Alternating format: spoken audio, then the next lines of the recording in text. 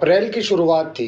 देश के कई हिस्सों में गर्मी बढ़ रही थी, मगर दिल्ली के सत्ता गलियारों में राजनीतिक तापमान उससे कहीं ज़्यादा चढ़ा हुआ था। तभी अचानक पहलगाम से एक खबर आई, एक ऐसा हमला जिसने देश की सुरक्षा एजेंसियों से ज़्यादा सत्ता की नींव को झकझोर दिया। कैमरों के सामने कुछ नहीं कहा गया, लेकिन कैमरों के पीछे बहुत कुछ पक रहा था और उस खिचड़ी की खुशबू नागपुर तक पहुंच चुकी थी। हमले से कुछ दिन पहले ही दो बार प्रधानमंत्री मोदी और संघ प्रमुख मोहन भागवत की गुप्त मुलाकातें हुई थी। लोग कह रहे थे कि संघ मोदी से निर्णय शक्ति की वापसी चाहता था। एक मुलाकात में चाय कम और चेतावनी ज़्यादा परोसी गई। दूसरी मुलाकात में संघ के सूत्र कहते हैं, अब बहुत हुआ, कुछ करना पड़ेगा, नहीं तो हम करेंगे। यानी नागपुर अब सिर्फ मार्गदर्शन नहीं, मार्ग परिवर्तन भी चाहता था। फिर आया पहलगाम हमला। किसी ने ठीक से जवाब नहीं दिया कि असल में हुआ क्या, लेकिन हर कोई जानता था कि कुछ गड़बड़ है। ना गृह मंत्रालय की ओर से कोई ठोस बयान, ना पीएमओ से कोई स्पष्ट रोक, और सबसे चौंकाने वाली बात, संघ पूरी तरह खामोश। टीवी चैनल्स को मिल गया मसाला और फिर शुरू हुआ उनका प्रिय खेल, सूत्रों के हवाले से ड्रामा। हर चैनल पर यही लाइनें, सूत्रों के मुताबिक संघ नाखुश है, भागवत मोदी मुलाकात में तल्खी, बीजेपी की नीतियों में संघ की अनदेखी। लेकिन इन सूत्रों की कोई फोटो नहीं, कोई ऑडियो नहीं, सिर्फ अनुमान। यानी जो पर्दे पर चल रहा था वो बस ट्रेलर था, पूरी फिल्म कहीं और चल रही थी। शायद पार्टी के दफ्तर के अंदर, शायद नागपुर के गलियारों में। अब मई में आते आते सब कुछ बदलने लगा है। बीजेपी के अंदर सियासी उबाल फिर से तेज हो गया है। कहा जा रहा है कि राजनाथ सिंह या धर्मेंद्र प्रधान में से कोई एक पार्टी का नया राष्ट्रीय अध्यक्ष बन सकता है। लेकिन असली कहानी यह नहीं कि कौन बनेगा अध्यक्ष, असली कहानी यह है कि इस फैसले में संघ की भागीदारी क्यों नहीं दिख रही। पहले हर प्रदेश अध्यक्ष के चयन में नागपुर का हस्ताक्षर होता था। अब राजस्थान, झारखंड, महाराष्ट्र, बिहार, हर जगह फैसले पेंडिंग पड़े हैं और दिल्ली का रुख ठंडा है। ऐसा लग रहा है कि संघ खुद रिव्यू मोड में चला गया है, या फिर प्रधानमंत्री मोदी ने संकेत दे दिया है, अब बस बहुत हो गया, अब मैं चलाऊंगा। इसी बीच मीडिया ने एक नई स्क्रिप्ट पकड़ ली। दो मुख्यमंत्री, एक कुर्सी। एक तरफ योगी आदित्यनाथ की नाखुशी की खबरें, दूसरी तरफ भूपेंद्र चौधरी के उभार की चर्चा। कहीं राजनाथ को फिर से दिल्ली लाने की तैयारी, तो कहीं धर्मेंद्र प्रधान को दिल्ली शिफ्ट करने की अटकलें। टीवी चैनल्स ने तो मानो पॉलिटिकल थ्रिलर बना लिया है, राजनीति का अगला एपिसोड। और इस सबके बीच सबसे ज़्यादा ध्यान खींचती है संघ की चुप्पी। जिस संगठन के फोन कॉल से मंत्री बदल जाते थे, अब वह खामोशी से तमाशा देख रहे हैं। क्या यह कोई नई रणनीति है, या फिर संघ को समझ आ गया है कि मोदी अब स्वतंत्र प्रधानमंत्री हो चुके हैं, जिन्हें अब आदेश नहीं, बस अपडेट चाहिए। इस स्थिति ने बीजेपी के अंदर भी नई खलबली मचा दी है। कुछ नेता डर रहे हैं कि पार्टी अब पूरी तरह वन मैन शो बनती जा रही है, तो कुछ सोच रहे हैं कि इससे संगठन को नुकसान नहीं, फायदा हो रहा है। और संघ, वो फिलहाल अपनी ही बनाई राजनीतिक रचना से एक कदम पीछे हटता दिख रहा है, जैसे कोई कलाकार जो अपनी बनाई पेंटिंग से ना खुश हो। तो सवाल यही है, क्या मोदी अब संघ की छाया से बाहर निकल आए हैं? क्या संघ जानबूझकर चुप है या मजबूरी में? और राजनाथ या प्रधान में से कौन करेगा बीजेपी का अगला नेतृत्व? इन सवालों के जवाब फिलहाल किसी के पास नहीं है, क्योंकि यह राजनीति है जहां जो दिखता है वही अक्सर सच नहीं होता, और जो नहीं दिखता वही असली खेल होता है। जी नमस्कार, मैं अजय वर्मा और आप देख रहे हैं न्यूज़ नशा। आज हम उस मुद्दे पे फिर आना चाहेंगे जिस मुद्दे को शायद अभी के माहौल में ना टेलीविज़न या कन्वेंशनल मीडिया की बात करें, उसमें अब दिखता नहीं है। एक तरह से कहा जाए कि ठंडे बस्ते में चला गया, और वो है भारतीय जनता पार्टी के राष्ट्रीय अध्यक्ष की बात। कहा जा रहा है, जो सुनने में आ रहा है और जो सूत्रों के अनुसार जानकारी मिल रही है कि इस महीने के अंत तक या फर्स्ट वीक ऑफ जून में भारतीय जनता पार्टी अपने अध्यक्ष का नाम खोल देगा। यह भी कहा जा रहा है कि जो संघ और भारतीय जनता पार्टी के बीच में बीजेपी की बात मैं कर रहा हूँ और संघ आरएसएस की बात मैं कर रहा हूँ, इन दोनों के बीच में जो डिफरेंसेस प्रोजेक्ट किया जा रहा था भारतीय जनता पार्टी के राष्ट्रीय अध्यक्ष को लेकर, वो भी एक तरह से सुनने में ये भी आ रहा है कि वो पाट दिया गया है। खासकर भारतीय जनता पार्टी और मोदी जी ने जो पहलगांव और पाकिस्तान में जो ये घटना पहलगांव की घटना, फिर पाकिस्तान में टेरर कैंप्स को उड़ाना, मैं 2 दिन पहले की बात कर रहा हूँ, जो टेरर कैंप 7 के सवेरे अर्ली मॉर्निंग अर्लीस्ट जब अटैक मिसाइल्स और करके 9 जगहों पे टेरर कैंप्स जेईएम और एलईटी के ध्वस्त किए गए थे, उसमें सुनने में ये भी आ रहा है कि उसके बाद संघ, क्योंकि मुद्दा सबसे बड़ा था ना, और उस मुद्दे को लेकर शायद संघ में थोड़ी सी, वो कहते हैं ना, भारतीय जनता पार्टी के साथ थोड़ा सा नरमी वाला रुख जो है वो अपना रही है और अपनाने की कोशिश कर रही है। चलिए हम इस पे और डिटेल में जानने के लिए कि भारतीय जनता पार्टी का राष्ट्रीय अध्यक्ष कब तक, क्या ये मई के एंड तक, जून में, या फिर उसी तरह से बातें बढ़ती जाएंगी, डेट बढ़ता जाएगा, तारीख पे तारीख लगता जाएगा। हम चलते हैं सुभाष जी के पास। सुभाष जी, आपके पास क्या जानकारी है इस? देखिए, मेरी जो जानकारी है उसके मुताबिक अभी भी ये जो दोनों में विवाद, आरएसएस और बीजेपी, इन दोनों में विवाद जो है वो अभी भी सुलझ नहीं रहा है बीजेपी के प्रेसिडेंट के नाम को लेकर। आरएसएस चाहती है कि ऐसा कोई आदमी बने जो नरेंद्र मोदी और अमित शाह इनके चंगुल से दूर हो, और वो जो है बीजेपी को आगे फिर एक अगले 10 साल की दिशा दे, इस तरह का वो चाहते हैं। इसलिए बीच में संजय जोशी इनका नाम आया था, जो नरेंद्र मोदी इनके घोर विरोधी है, और उनको रोकने के लिए फिर उस पे अमित शाह और नरेंद्र मोदी ने और कई सारे नाम जो है वो चर्चा में छोड़े थे। लेकिन इन सारे नामों को मोहन भागवत, जो आरएसएस के चीफ है, उन्होंने उसका विरोध किया और यही कारण है कि बीजेपी का अध्यक्ष पद जो है वो जेपी नड्डा इनके पास ही है, और लगातार उनको तीसरी बार एक्सटेंशन मिला है। आगे भी एक्सटेंशन मिलने की उम्मीद थी, लेकिन जो एग्जीक्यूटिव की मीटिंग जो होनी थी बेंगलोर में, जो पहले घोषणा हुई थी, वो टल गई है। और उसके चलते अभी मुझे नहीं लगता कि बारिश के दिनों में इसके बारे में कोई घोषणा होगी। तो बारिश के बाद ही इसके बारे में कोई एग्जीक्यूटिव कमेटी की मीटिंग होगी, और उसमें नेशनल एग्जीक्यूटिव कमेटी की मीटिंग होगी बीजेपी की, और उसमें घोषणा हो जाएगी। दूसरी तरफ मैं देख रहा हूँ कि बीजेपी की जो अंदरूनी प्रोसेस है, जैसे मंडल सदस्य होते हैं, और वो मंडल सदस्य फिर आगे जाके इलेक्टोरेट का हिस्सा बन जाते हैं बीजेपी के प्रेसिडेंट का चयन करने के लिए, तो उसकी जो प्रोसीजर है, उसका जो कार्यवाही है, वो कई राज्यों में पूरी कर दी गई है। और कुछ राज्य जो बचे थे, यूपी जैसे राज्य, जहाँ पे बीजेपी का जो प्रदेश अध्यक्ष है उसका भी चयन नहीं हो पाया था।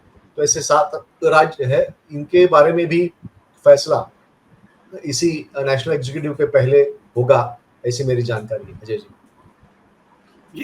ये मुद्दा जो है भारतीय जनता पार्टी के राष्ट्रीय अध्यक्ष को लेकर और नड्डा जी का एक्सटेंशन, और आपके हिसाब से संघ और भारतीय जनता पार्टी में अभी भी मामला सुलझा नहीं है।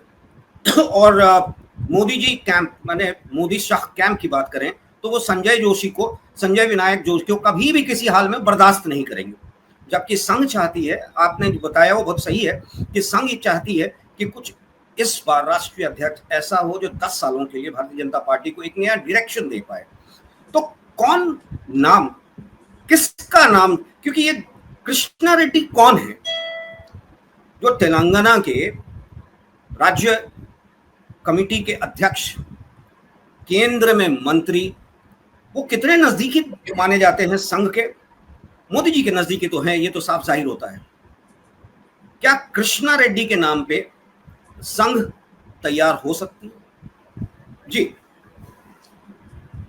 देखिए अजय जी, ये जी किशन रेड्डी, ये जो है भारतीय जनता युवा मोर्चा से उनकी शुरुआत हुई है बीजेपी में, और 1980 में वो उन्होंने बीजेपी ज्वाइन किया था। इससे पहले वो जनता पार्टी में 1977 में यूथ लीडर थे, 80 में वो बीजेपी में आए, तो संघ की बैकग्राउंड इनकी नहीं है, ये भारतीय जनता युवा मोर्चा की बैकग्राउंड इनकी है। और उसके बाद वो स्टेट प्रेसिडेंट बने और बाकी आगे जाके फिर उन्होंने विधायक बने। वो विधायक बनने के बाद वो मेंबर ऑफ पार्लियामेंट अभी वो 2019 जो है उसमें बने थे, और अभी दूसरी बार वो चुनकर आए हैं।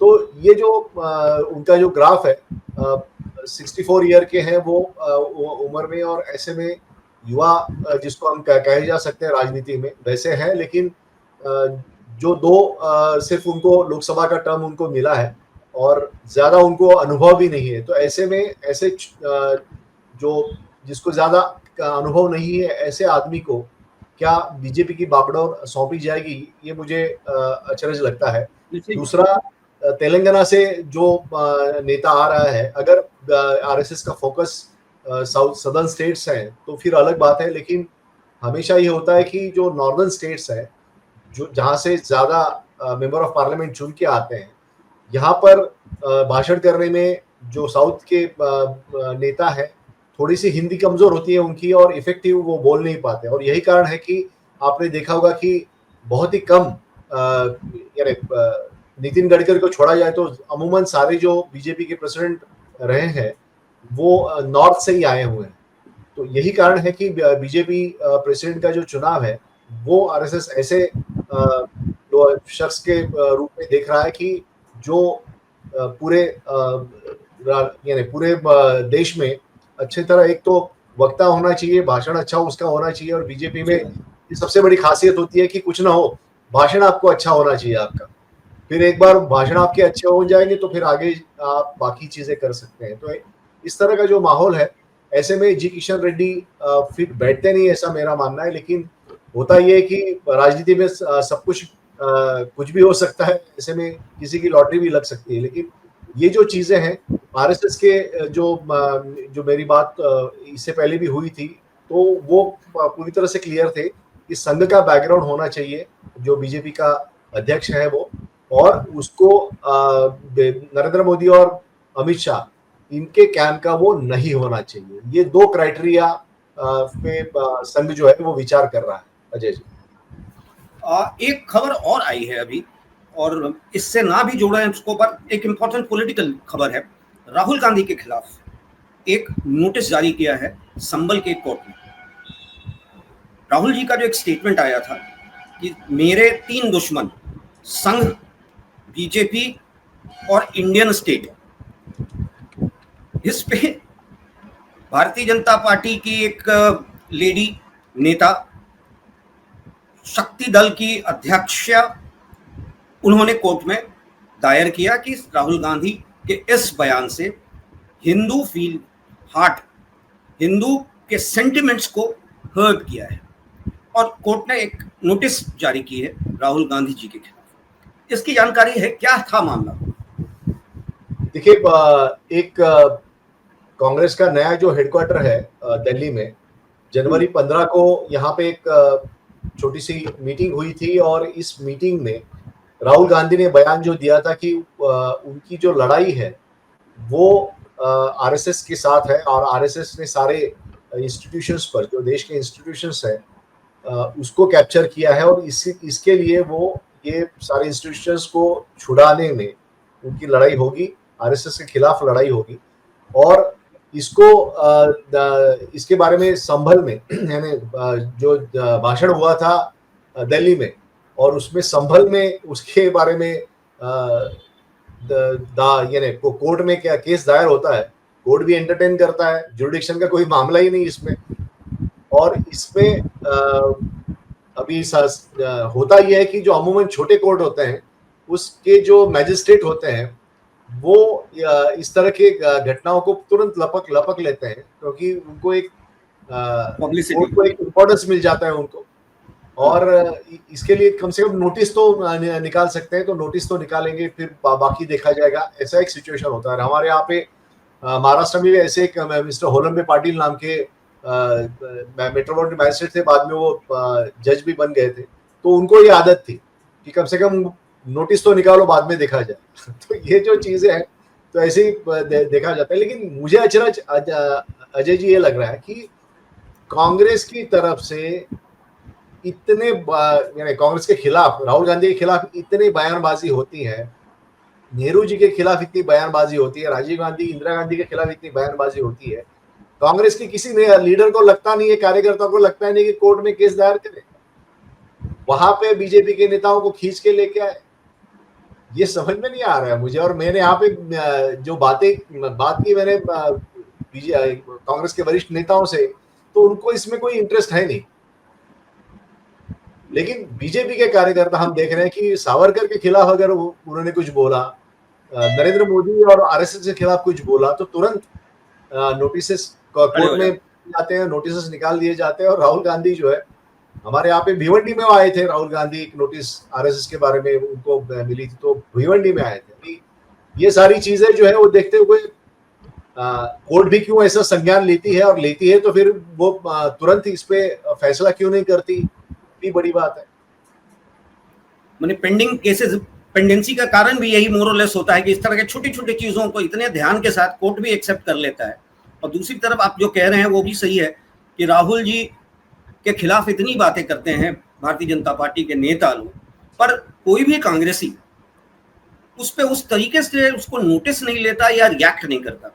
दोनों ही बात है। एक तो हम नोटिस ना लें तो कहने वाले का मतलब अब महत्व खत्म हो जाता है, दूसरा है कि रिएक्ट ना करें तो उसके पीछे क्या रीजन हो सकता है। क्या वो राहुल को, मतलब इतने बड़े बड़े नेता हैं कांग्रेस में, सब तो बड़े हैं, तो आपस की ही जो इनके तकरार चलता रहता है, मजबूरी है कि राहुल गांधी को एक्सेप्ट कर रहे हैं एज लीडर ऑफ ओपोजिशन, और या फिर नेहरू परिवार से जुड़े हुए पार्टी में के अध्यक्ष के तौर पे खड़गे साहब को, जो एक तरह से कहा जाए तो he is backed by none other than the Rahul Gandhi and Sonia Gandhi. शायद उनको पार्टी में भी उतनी सपोर्ट नहीं होएगी, तो ये भी एक कारण हो सकता है। तो आपको क्या लगता है, इस तरह की चीजें भी चल रही हैं?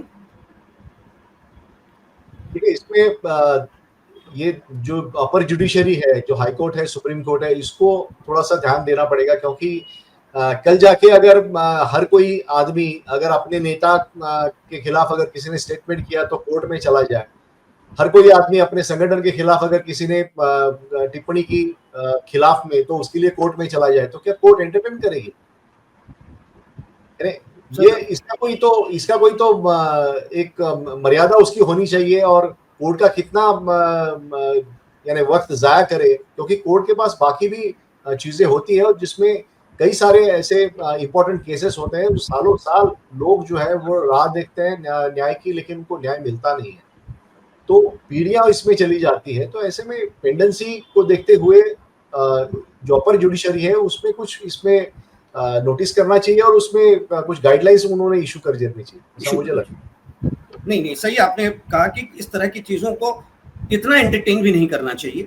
और बॉलीवुड आप भी देखते हैं, बॉलीवुड में जब भी कोई नई फिल्म आती है, तुरंत लोग चले जाते हैं कोर्ट में, और कोर्ट में उसके बारे में सुनवाई हो जाती है। तो ये अभी नॉर्म बन गया है। यानी बॉलीवुड मूवी को हिट करवाने के लिए, उसको चर्चा में लाने के लिए एक जरिया बन गया है कि कोई भी उठ के वहां पे चला जाता है और वो कोर्ट में दावा पेश करता है, और फिर कोर्ट उस पर फैसला देता है या फिर सुनवाई करता है। ये बहुत ही गलत बात है, और इसको संज्ञान लेना चाहिए ऊपर जुडिशरी। इसके लिए सुभाष जी, गलत ना हो, जो मैं मेरी बात गलत तरीके से ना समझा जाए, कि इसमें गलती हमारी भी है कि इन छोटी छोटी चीजों को मीडिया इतना ज्यादा प्रोजेक्ट करता है जी, कि उससे बॉलीवुड का तो पीआर बनता ही है, इन जैसे नेताओं का भी पीआर बन जाता है। शायद ये पीआर का भी हिस्सा हो, मीडिया के लिए ये पीआर का भी हिस्सा हो। हाँ, अपने नेता के सामने अपना चेहरा बनाने के लिए। जी, अच्छा लगा बात करके आपसे पार्टी राष्ट्रीय अध्यक्ष पे और राहुल गांधी के संबल वाले मुद्दे पे। हम फिर मिलेंगे। उम्मीद करें कि भारतीय जनता पार्टी का अध्यक्ष जल्दी चुन लिया जाए, एक्सटेंशन पे एक्सटेंशन वाली कहावत और कहानी ना बनी रहे। जी, धन्यवाद। और आप हमसे जुड़े रहने के लिए सब्सक्राइब करें YouTube पर, फॉलो करें Twitter पर और लाइक करें Facebook पर। और ज्यादा जानकारी के लिए आपको टाइप करना होगा सिर्फ न्यूज़ नशा।